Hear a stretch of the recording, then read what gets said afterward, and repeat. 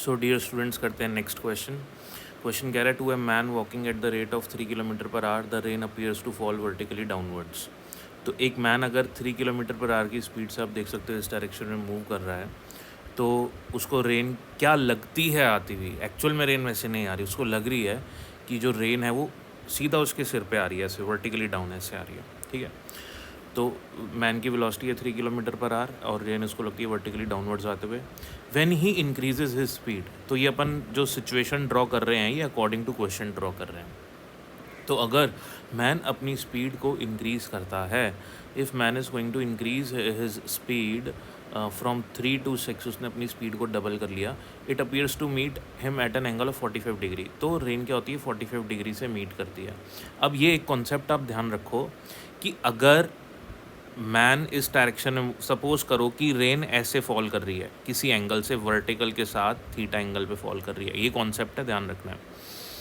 अगर रेन, ये रेन की वेलोसिटी है और मैन अगर इधर जा रहा है, तो क्या होगा, जो ये थीटा एंगल है ना मैन की, ये वाली वेलोसिटी से ये थीटा एंगल कम होता जाएगा।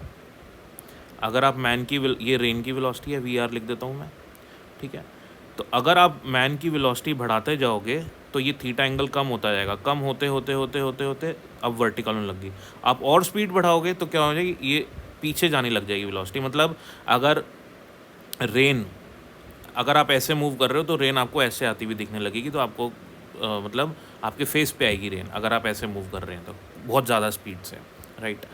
तो क्वेश्चन ने मुझे ये बोला है कि it appears to meet him at an angle of 45 degree. तो उसने अपनी स्पीड को डबल करा तो रेन उसको अब 45 डिग्री पे मीट करती हुई दिख रही है, यानी कि यहाँ से 45 डिग्री पे मीट करती हुई दिख रही है। Find the speed of rain, तो रेन की स्पीड बताओ कितनी होगी। तो ये तो हो गया डायग्राम, हमने दो बना लिया अकॉर्डिंग टू क्वेश्चन। अब हम लिखेंगे अकॉर्डिंग टू इक्वेशन कि रिलेटिव वेलोसिटी की क्या इक्वेशन होती है। तो रिलेटिव वेलोसिटी की इक्वेशन होती है we R M, that is velocity of rain with respect to man. वो होगी velocity of rain minus velocity of man, ठीक है। तो अगर मैं यहाँ से, मुझे क्योंकि क्वेश्चन ने वेलोसिटी ऑफ रेन पूछा है, आप देख सकते हैं वेलोसिटी ऑफ रेन पूछा है, तो वेलोसिटी ऑफ रेन क्या हो जाएगी, ये माइनस वी एम अपन लेफ्ट साइड पे ले लेंगे, तो वी आर किसके बराबर आ जाएगा, V M plus V R M के, ठीक है। तो अगर मैं वी एम और वी आर एम को प्लस करूँ तो वी आर मिल जाना चाहिए मेरे को, ठीक है ना, वेक्टर सम करूँ तो अब मैं क्या करता हूँ, ये देखो, ये अपने पास ऑलरेडी है वी एम की वैल्यू इधर है और ये वी आर एम है, तो अपन इन दोनों वेक्टर्स को एक ही ऑर्डर में रख लेते हैं। तो वी आर एम को मैंने वर्टिकली रखा ऐसे नीचे, और ये वी आर एम को मैंने उठा के यहाँ पे रख दिया, इस वेक्टर को यहाँ ले गया, तो इसको मैंने वी आर एम रखा, यहाँ ये हो गया वी एम।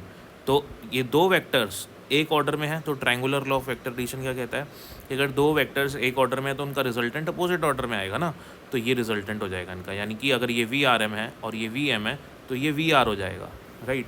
तो ये मेरे पास वी आर आ गया यहाँ से। अब दूसरी जो सिचुएशन है उसको भी हम इसी इक्वेशन के अकॉर्डिंग बना लेते हैं। मेरे को ये पता लगे कि एक्चुअल में रेन ऐसे फॉल कर रही है, मतलब एक्चुअल में रेन कुछ ऐसे गिर रही है, ये मेरे को पता लग गया, ठीक है ना, किसी थीटा एंगल पे, मुझे पता नहीं है एंगल। तो एक्चुअल में तो रेन जैसे गिर रही है, इस डायग्राम में भी वैसे ही बनाना पड़ेगा मुझे, क्योंकि एक्चुअल में रेन जैसे इनिशियली गिर रही है वैसे ही दूसरे केस में भी गिर रही है, बस मैन की वेलोसिटी चेंज हो रही है ना, और रिलेटिव स्पीड चेंज हो रही है। तो वर्टिकल के साथ रेन थीटा एंगल पे गिर रही है, वो हमको पता नहीं है कितना एंगल है वो, ठीक है।